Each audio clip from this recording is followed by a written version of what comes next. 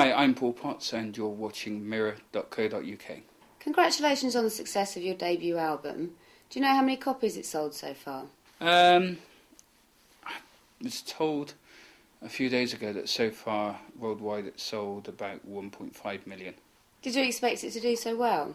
No, I never expected to ever actually make an album, let alone for it to do pretty well. You know, I never expected it at all. You're re-releasing it again with some seasonal tracks on it, Yeah. aren't you? Whose idea was that? That was my idea, because we'd had a lot of feedback from people that they wanted certain tracks on.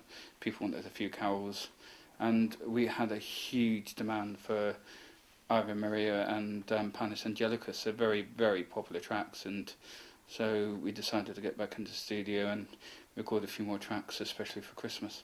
So there are all variety performances coming up. What are you doing to prepare for it?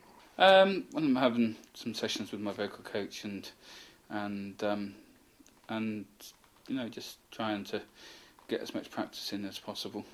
Do you know what you're going to say to the Queen? I haven't got a clue. Not a clue. I never ever prepare what I say. You know, what comes out just comes out sometimes. But I hope I say the right thing. I'm sure it'll be fine. But it'll be down to what she asks me, because I think etiquette is you don't speak until you're spoken to. So how has your life changed after Britain's Got Talent? I'm able to do what I love doing. I'm able to sing, and that's, you know, some guy that if somebody had told me 6 months ago that I'd be doing what I'm doing now, I'd told them to go off to Funny Juice. Are you still in contact with Simon Cowell? I spoke to him about 2 weeks ago. I was having a rehearsal session with my vocal coach, and who's involved on the X Factor, and I went out to Fountain Studios to have the session because she was quite busy dealing with that, so I went to where she was, and I bumped into him there, and we had a little chat while he was there, and he asked me where I'd been, and I sort of smiled and said, well, where haven't I been at the moment? And he seemed very, very happy, and we had a nice chat, and it's, you know, it's great to have the support of somebody like Simon, who's, you know, very, you know, knowledgeable in the music industry, and who is also, you know, generally a very honest person who will generally speak his mind. Did you get on well with him while you were on the show?